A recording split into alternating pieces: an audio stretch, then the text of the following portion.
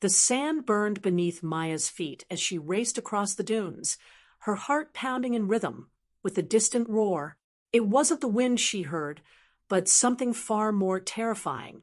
Behind her, emerging from the shimmering heat haze, a colossal figure took shape, the lioness goddess Sekhmet, her eyes blazing with fury.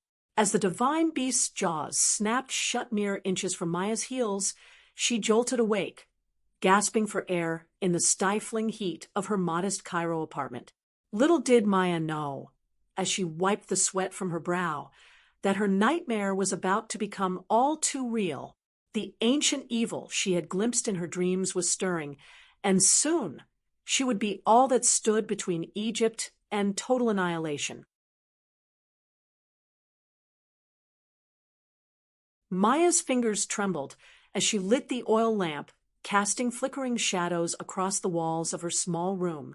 The dream had felt so real, so vivid. She could still feel the scorching sand beneath her feet and hear the thunderous roar of Sekhmet echoing in her ears.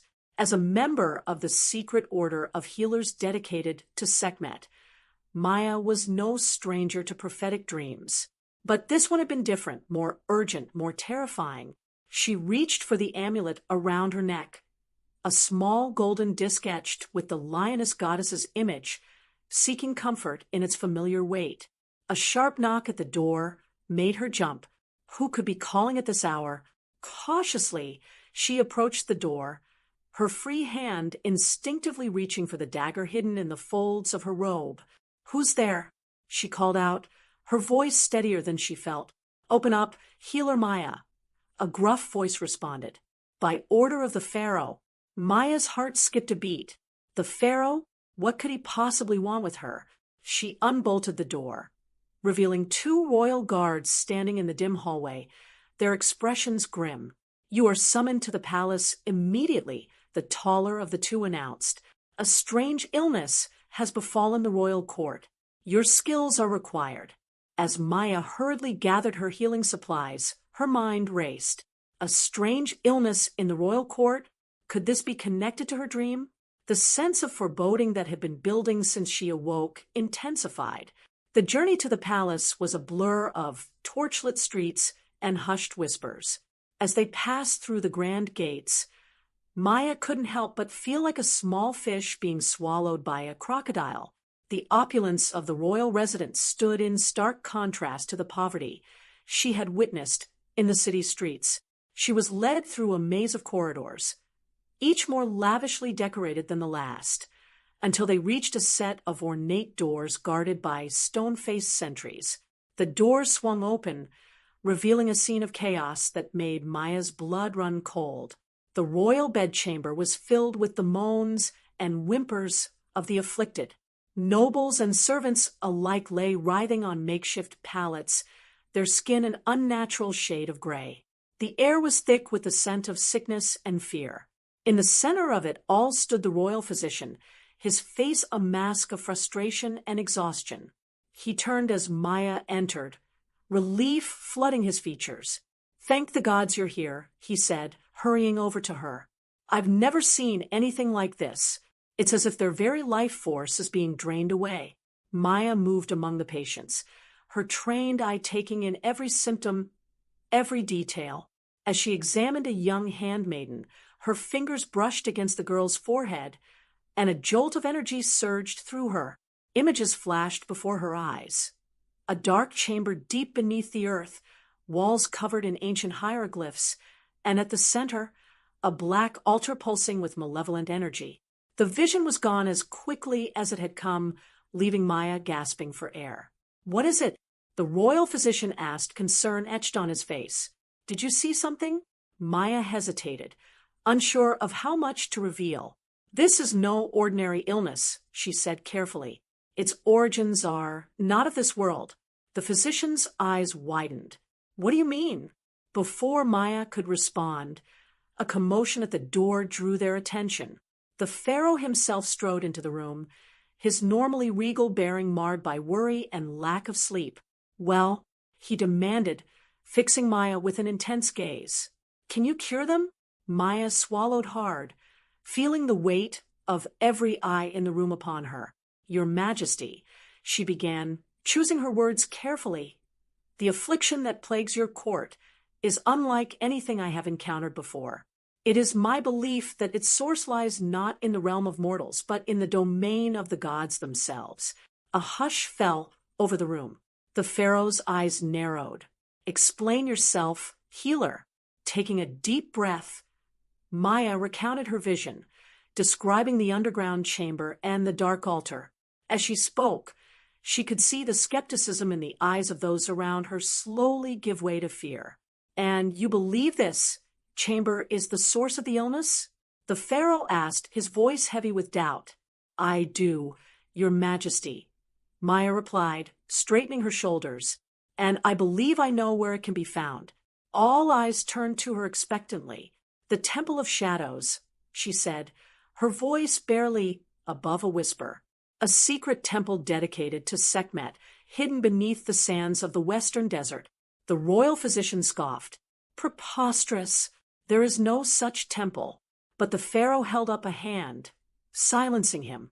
"Go on," he urged Maia, his expression unreadable. "The temple is known only to a select few," Maia explained. "It was built centuries ago to house powerful artifacts and dangerous knowledge.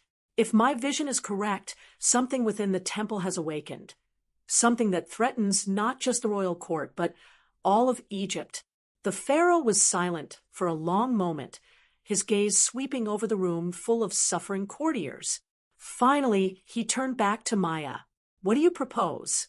Maia took a deep breath, steeling herself for what she knew she had to do. "I must journey to the Temple of Shadows, Your Majesty. Whatever is causing this illness, the cure lies within those ancient walls. I am certain of it." The pharaoh studied her face, searching for any sign of deception. Finding none, he nodded gravely. "Very well, you shall have whatever resources you require for this journey. But know this, healer. If you fail, the lives of everyone in this room, including your own, will be forfeit." As Maia bowed her acceptance, a chill ran down her spine. She couldn't shake the feeling that she was stepping onto a path from which there would be no return. The next few hours passed in a whirlwind of preparation. Maps were consulted, supplies gathered, and a small expedition assembled. As the first light of dawn began to paint the eastern sky, Maia found herself at the head of a small caravan, ready to depart into the unforgiving desert. Her companions were an eclectic mix. Kareem, a grizzled desert guide with eyes like chips of flint. Nefret, a priestess of Sekhmet whose knowledge of ancient rituals might prove invaluable. And Ammonius, a young scribe chosen for his ability to decipher obscure hieroglyphs. Rounding out the group were a handful of royal guards, their presence a constant reminder of the stakes of their mission. As they set out, leaving the relative safety of the Nile Valley behind, Maia couldn't help but feel a sense of trepidation. The desert was a harsh and unforgiving place, home to bandits, dangerous beasts, and treacherous sandstorms. And somewhere out there, hidden beneath the shifting dunes, lay a temple that had been lost to time, a temple that might hold the key to saving Egypt, or to its destruction. Their journey was grueling. By day, they battled the relentless heat and choking sand. By night, they huddled around small fires, ever watchful for the glint of predators' eyes in the darkness. Kareem proved his worth time and again, guiding them unerringly across the featureless landscape. On the fifth day, as they crested a towering dune, Kareem held up a hand, bringing the caravan to a halt. "There," he said, pointing to a distant shimmer on the horizon, "the oasis of whispers. The Temple of Shadows lies beneath it." Maia felt a thrill of excitement tinged with fear. They were close, so close to their goal. But as they drew nearer to the oasis, an oppressive silence fell over the group. The usual sounds of desert life, the cry of a hawk, the rustle of wind through palm fronds were eerily absent. As they made camp at the edge of the oasis, Nefret approached Maia, her face grave. Can you feel it? She asked in a low voice. The wrongness in the air? Maia nodded, her hand unconsciously moving to touch her amulet. There was a heaviness here, a sense of ancient malevolence that made her skin crawl.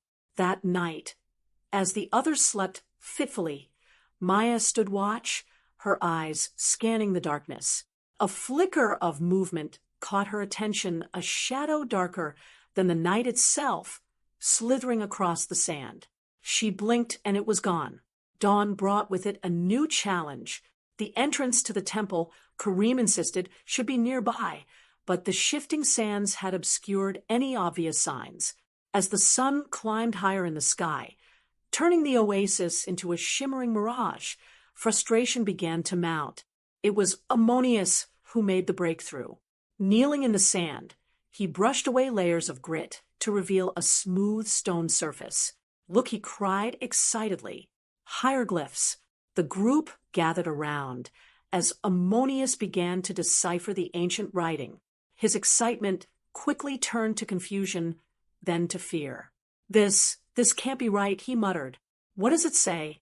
Maia demanded. Ammonius looked up at her, his face pale. It's a warning. It says, beyond this threshold lies the realm of Sekhmet's shadow. Enter at your peril, for here healing and destruction are one. A chill ran through the group, but Maia knew they had no choice. With grim determination, she ordered the guards to begin clearing away the sand. As the last rays of sunlight faded from the sky, they uncovered a massive stone slab. With a grinding sound that seemed to shake the very earth, the slab began to slide away, revealing a yawning darkness below. Maia took a deep breath, steeling herself for what lay ahead. Remember, she said to her companions, whatever we find down there, we must not lose sight of our purpose. The fate of Egypt hangs in the balance. With torches lit, they descended into the depths of the Temple of Shadows. The air grew cooler, heavy with the scent of age and decay. The walls were lined with intricate carvings depicting scenes of battle and healing, the dual nature of Sekhmet's power. As they ventured deeper, the temple seemed to come alive around them. Shadows danced at the edge of their torchlight, taking on grotesque, half-formed shapes. More than once, Maia could have sworn she heard the low growl of a lioness echoing through the corridors. Their path led them to a vast chamber, its ceiling lost in darkness high above. At its center stood a black altar, just as Maia had seen in her vision. But now, in the flickering torchlight, she could see that the altar was not made of stone, but of some strange, shifting substance that seemed to absorb the light around it. As they approached, a figure materialized from the shadows, a woman with the head of a lioness, her eyes glowing with an otherworldly light. Nefert fell to her knees. Great Sekhmet, she breathed. We are not worthy, but Maia sensed something was amiss. The figure before them radiated not the fierce protectiveness of Sekhmet, but a cold, hungry malevolence. That is not Sekhmet, Maia said, her voice ringing out in the chamber. It is something else, something that has taken her form. The figure's mouth twisted into a snarl, revealing rows of razor-sharp teeth. When it spoke, its voice was like the grating of stone on stone. Clever little healer, it hissed, but your insight comes too late. The power I have gathered here will soon be enough to break free of this prison and reclaim what was once mine. With a gesture, the creature sent the guards flying across the chamber. Kareem and Ammonius scrambled for cover, leaving Maia and Nefert to face the dark entity alone. Who are you? Maia demanded, fighting to keep her voice steady. What do you want? The creature laughed, a sound like breaking glass. I am Apep, the great serpent, devourer of souls. For millennia, I have been trapped in this temple, feeding on the essence of those foolish enough to enter. And now, thanks to the life force I have stolen from your precious royal court, I will rise again to plunge the world into eternal darkness. Maia's mind raced. The illness in the royal court, the draining of life force. It all made sense now. But how could they hope to defeat a god? As if sensing her thoughts, Apep lunged forward, his form shifting and writhing. Maia dove to the side, feeling the rush of air, as massive jaws snapped shut where she had been standing. Nefret began to chant, her voice rising in a prayer to Sekhmet. The air around them seemed to thicken, charged with unseen energy. Maia scrambled to her feet, her hand closing around her amulet. In that moment, she understood what she had to do. The amulet grew hot in her grasp, pulsing with power. Maia began to channel her own energy into it, drawing on every scrap of knowledge and skill she possessed as a healer. Apep roared in fury, lashing out with tendrils of darkness. But Maia stood her ground, the amulet blazing with golden light. She could feel Sekhmet's true power flowing through her, a perfect balance of destruction and healing. With a cry that seemed to shake the very foundations of the temple, Maia thrust the amulet forward. A beam of pure, searing light erupted from it, engulfing Apep. The dark god thrashed and howled, his form beginning to disintegrate under the onslaught of Sekhmet's power.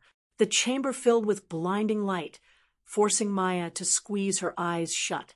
When she opened them again, Apep was gone. The black altar had crumbled to dust, and the oppressive atmosphere that had permeated the temple had lifted. Exhausted but triumphant, Maia turned to her companions. "It's over," she said, her voice hoarse. "The evil has been vanquished." As they made their way back to the surface, Maia could already feel the change in the air. The desert night was alive with sound once more, and a cool breeze carried the promise of new beginnings. Their return to the capital was met with jubilation. The afflicted members of the royal court had begun to recover the moment Apep was destroyed, their stolen life force returning to them. The pharaoh, true to his word, showered Maia and her companions with honors and rewards. But for Maia, the greatest reward was the knowledge that she had played a part in preserving the delicate balance between destruction and healing, between darkness and light. As she stood on the balcony of her new quarters in the palace, watching the sun set over the Nile, Maia fingered the amulet around her neck. She knew that her journey was far from over. The Temple of Shadows may have been cleansed, but there were other secrets waiting to be uncovered, other battles to be fought.